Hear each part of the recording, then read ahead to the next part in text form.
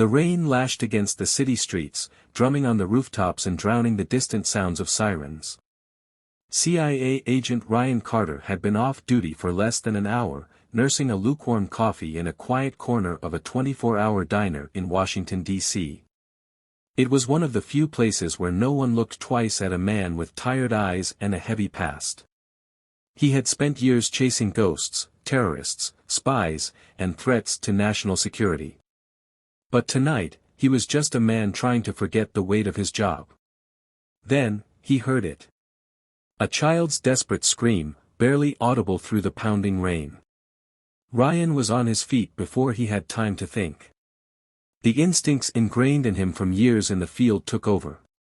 He dashed outside, his eyes scanning the nearly deserted street. A black sedan was peeling away at high speed, its tires screeching. And in the alleyway just behind it, a small figure sat huddled on the ground, sobbing. Ryan ran toward the child, a little boy, no older than 6, drenched and shaking. His hands clutched his small chest, his eyes wide with terror. "Hey, buddy.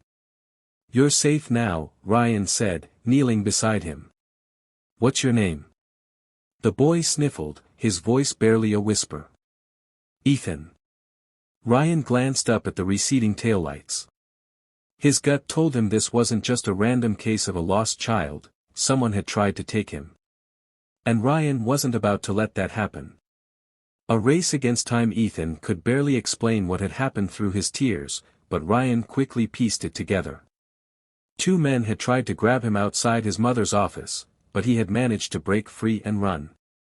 The sedan had likely been circling back when Ryan arrived. Ryan pulled off his jacket and wrapped it around the child's trembling shoulders. "You're going to be okay, Ethan. I promise." He dialed his secure CIA contact, bypassing 911. This wasn't an ordinary crime. His instincts were screaming that whoever wanted this boy wasn't some random kidnapper. "I have a 6-year-old, possible abduction attempt, high-risk target.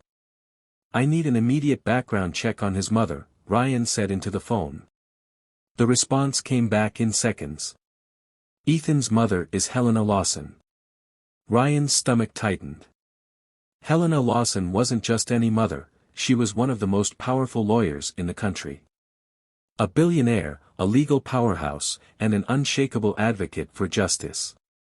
If someone wanted her son, it meant there was more at stake than just a ransom. He lifted Ethan into his arms. "I'm taking you home." The face behind the name. When Ryan arrived at Helena Lawson's estate, the entire property was on lockdown. Security agents stood at the gates, their hands hovering over their weapons. But when they saw Ethan in Ryan's arms, their faces paled. The front door burst open. And then, he saw her.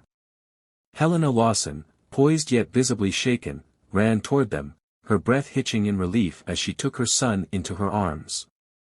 "Oh, my God." "Ethan," tears streamed down her face as she held him tight, whispering reassurances. Then, her sharp eyes met Ryan's. "Who are you?" "Ryan Carter," he said simply. "I found him." Helena swallowed, trying to compose herself. "You saved my son." Ryan shook his head. "I just did what anyone would do." But they both knew that wasn't true. Most people would have hesitated, called the police, or walked away. Ryan had chased danger without thinking twice. Her eyes softened. "You have no idea what you just did for me." A life changed forever. Over the next few days, Ryan learned that Helena had been fighting a major legal battle against a powerful international crime syndicate. They had tried to break her the only way they knew how, by taking her son. The CIA launched an investigation. Ryan, unable to walk away, stayed involved. He didn't do it for the agency or the headlines, he did it because he saw something in Ethan's eyes that reminded him of himself. A boy who had been scared, alone, but now had a second chance.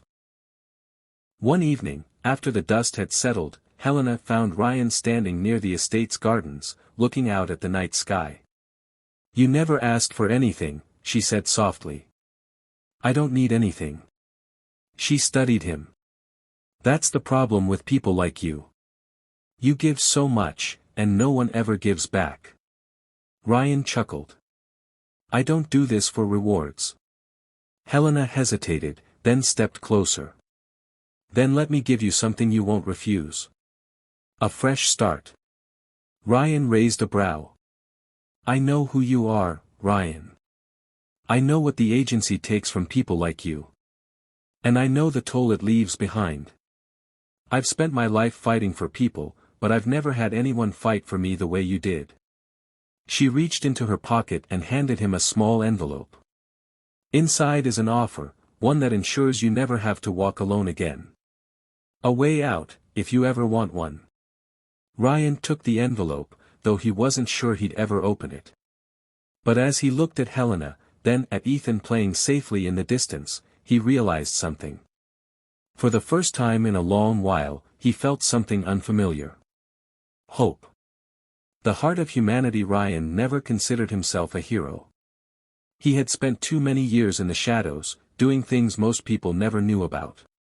But that night, in the pouring rain, he had saved a child, not as a CIA agent, not as a soldier, but as a man.